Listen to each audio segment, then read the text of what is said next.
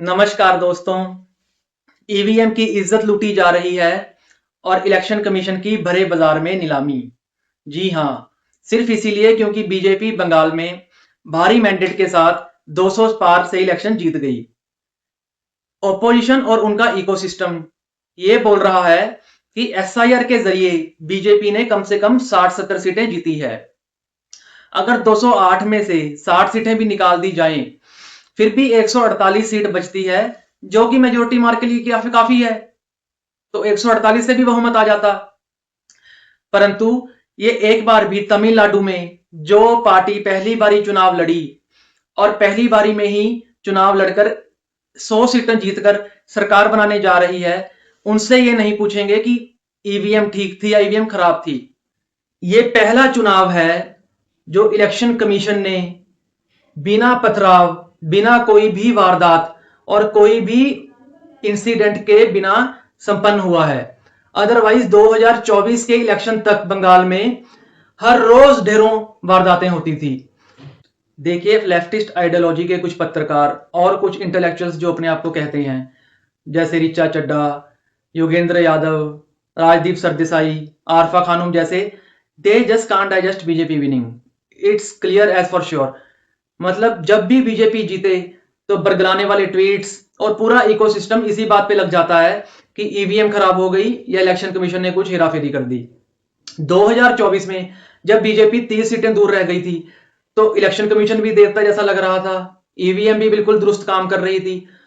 तो मतलब अब इनके पास अब अपने सपोर्टर्स को कुछ कहने के लिए, दिलासा देने के लिए कुछ बचा ही नहीं है, जिसकी वजह से जब भी ये हारते हैं तो यही धुन पे सवार हो जाते हैं कि बीजेपी ने धोखे से इलेक्शन जीता है। आपने देखा होगा सभी एग्जिट पोल ने बीजेपी को एक तरफा जीत दिखाई थी, मिनिमम 160 सीटों से लेकर 208 तक, और एग्जैक्टली 200 पार हुआ तो ग्राउंड पर बिल्कुल ही ये क्लियर साफ साफ नजर आ रहा था कि एंटी इनकम्बेंसी पूरी जोर शोर से दिखाई दे रही है। जो भी पत्रकार बंगाल जाकर आया सर्वे के रिगार्डिंग, इन इलेक्शंस के रिगार्डिंग, वापिस आने के बाद उसके मुंह पर यही सवाल था कि 15 साल में ममता जी ने डेवलपमेंट क्यों नहीं किया। देखिए, पर कैपिटा इनकम, पॉवर्टी में बंगाल बिल्कुल नीचे और पॉवर्टी में बिल्कुल आगे। ऐसा क्यों? अब ममता बनर्जी प्रेस कॉन्फ्रेंस में यह कह रही है कि उनकी मॉरल विक्ट्री हुई है और उनको इलेक्शन कमीशन ने हरा दिया। सेम वही फॉर्मूला, वही क्लास जो राहुल गांधी ने अपनाई थी 2024 के नतीजों के बाद। देखिए, राहुल गांधी की अगर क्लास फॉलो करोगे तो रिजल्ट भी ममता जी वैसे ही आएंगे। सुप्रीम कोर्ट के इस इशू के ऊपर बार बार टिप्पणी के बावजूद आप ये रिजल्ट अपना नहीं पा रहे, तो nobody can do anything. Punjab, Himachal, Karnataka, Kerala, Tamil Nadu, इनमें नॉन बीजेपी सरकार है। जरा राहुल गांधी जी को बोल के यहां इनके सीएम से इस्तीफा ले लीजिए कि वहां भी ईवीएम खराब थी, वहां भी इलेक्शन कमीशन सेम था, पर नहीं, वहां सत्ता की मलाई नहीं छोड़ सकते। तो हिपोक्रेसी की भी हद होती है, ये हर बंदा समझ रहा है। अब जनता बेवकूफ नहीं है। अब राहुल गांधी जी पक्का कल ये ट्वीट करने वाले हैं कि देश के जेंजी को सड़क पर उतर जाना चाहिए, बीजेपी के खिलाफ आंदोलन करना चाहिए। राहुल जी, देश का जेंजी इतना फ्री नहीं है, वो हर चीज को बारीकी से समझता है।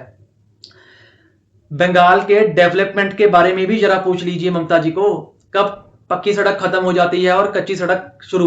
तो जेंजी को बेवकूफ बनाने की कोशिश आप प्लीज बंद कर दीजिए और अपनी पार्टी पे ध्यान दीजिए। इतने फेक नैरेटिव के ट्वीट्स किए जा रहे हैं कि बीजेपी 11 लाख वोटों से जीती और वोट डिलीशन ज्यादा था।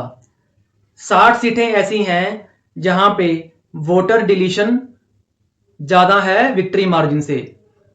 और मजे की बात यह है, बीजेपी उन 60 सीटों में से 30 सीटें बीजेपी जीती है और 30 सीटें टीएमसी। अगर उन सारी 60 की 60 सीटों पर भी रिपोल हो जाए तो फिर भी आपको लेने के देने पड़ जाएंगे। अब डन एंड डस्टेड जो भी है, बीजेपी सरकार में आ गई है काफी अच्छे मैंडेट के साथ। बंगाल की जनता ने वो कर दिखाया है जो कि 10 साल पहले कोई पॉलिटिकल पंडित सोच भी नहीं सकता था। तो अब आई होप बीजेपी वही काम करे, वही डेवलपमेंट और सिक्योरिटी, नेशनल सिक्योरिटी को दुरुस्त करे जो कि उससे उम्मीद की जा रही है। Please like, subscribe and share my channel. अगली वीडियो में मिलेंगे। जय हिंद।